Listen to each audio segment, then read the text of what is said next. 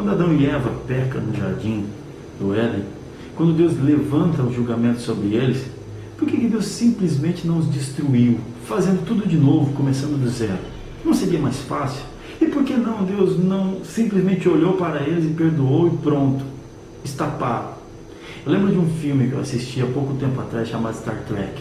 E um dos personagens principais, haviam dois, um era totalmente justo, entregava sua vida à morte se fosse para cumprir a lei.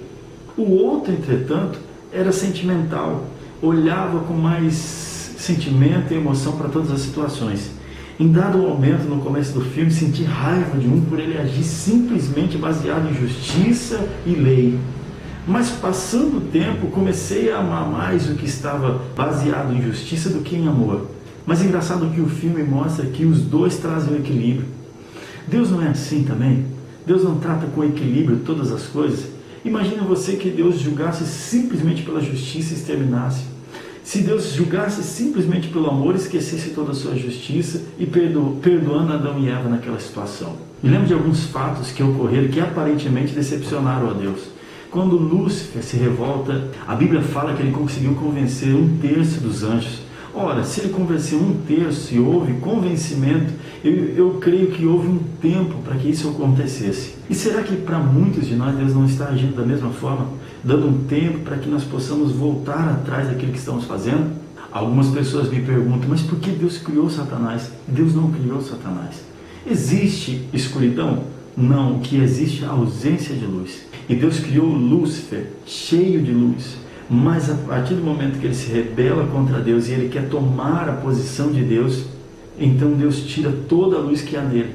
E em cima da sua desobediência, Deus retira a sua presença, retira a sua luz, fazendo assim um anjo da escuridão agora, não mais com luz. E uma pessoa sem a presença e sem a luz de Deus não é nada. Assim somos nós.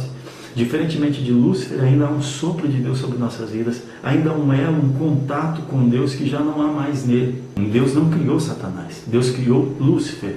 Satanás é a consequência da sua desobediência e a retirada do Espírito e da luz de Deus sobre a sua vida. Deus também não destruiu Satanás, ele poderia ter feito, mas não destruiu. E por que não fez? Porque Deus não se assemelha a nós. Que uma vez conquistado um cargo, uma situação, temos tanto medo em perdê-lo e tanta falta de confiança de saber que aquilo que conquistamos é nosso. Não, Deus sabe que Ele é Deus, Deus sabe que Ele tem todo o poder, Ele sabe que Ele faz isso a hora que Ele quer, Ele não precisa usufruir do seu poder simplesmente para mostrar a quem quer que seja. Me lembro também de uma segunda decepção logo após o Éden.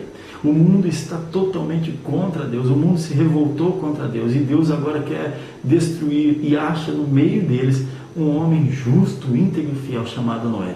Noé constrói a arca depois de 100 anos, pregando sobre o dilúvio que havia de vir e o julgamento de Deus que havia de vir. Então a chuva vem, ele sela as portas e ninguém mais entra. Há quem pergunta, mas por que Deus fez isso? Deus matou um monte de pessoas? Não, Deus convidou, pasmem vocês, Deus convidou aquelas pessoas para estarem juntos, para não morrer, mas eles não deram crédito à sua palavra. Ao contrário, chamaram Noé de louco, ele estava louco, e assim sucedeu.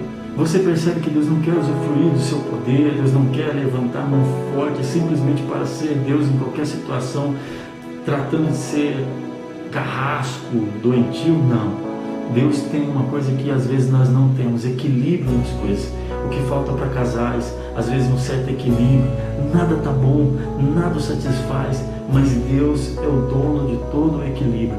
Deus trata de justiça e Deus trata com amor. E aonde está o ápice de toda dessa concentração de justiça e amor? Aonde Deus começa a trabalhar, aonde Deus começa a fazer as coisas acontecer? Quando Deus vai traçar um projeto e esse projeto está incluindo a cruz. Deus traça uma estratégia formidável, não lançando mão da justiça e nem tão pouco do amor. Deus manda à terra o seu Filho amado, Cristo Jesus, para morrer por mim e por você, para cumprir toda a justiça, para morrer em meu lugar, cumprindo e pagando por todos os meus pecados naquela cruz, porque eram meus, e fazendo com que o seu amor fosse manifesto a toda a humanidade, para que ninguém pereça, para que todos creiam que Ele é o Cristo, o Filho do Deus vivo. Talvez Deus está dando um tempo para você, como fez com Lúcifer. Talvez Deus está dando um tempo para você, como fez para aquela nação onde foi pregada acerca do dilúvio. Talvez o fato de você estar respirando agora é porque Deus tem projeto plano e propósito em sua vida. A palavra de Deus diz em João 3,16, porque Deus amou o mundo de tal maneira que deu o seu único Filho para que todo aquele que nele crê não pereça, mas tenha vida eterna. Deus está trabalhando para que você possa ser salvo. Deus está trabalhando no seu equilíbrio, para que cumpra a justiça dele em sua vida e para que o seu amor seja manifesto e revelado a ti. E para terminar, gostaria de ler um versículo em 2 Pedro 3,9. Diz assim: o Senhor não demora em cumprir a sua promessa, como julgam alguns. Pelo contrário, Ele é paciente com vocês, não querendo que ninguém pereça, mas que todos cheguem ao arrependimento. Esse é o Deus que nós servimos. Esse é o Deus que quer trabalhar na sua vida. Esse é um Deus que tem um propósito para você. Esse é um Deus que te ama e te quer bem. Esse é um Deus que trabalha todos os dias, e sustentando em amor e sustentando em justiça. Deus seja convosco, que a paz dele reina sobre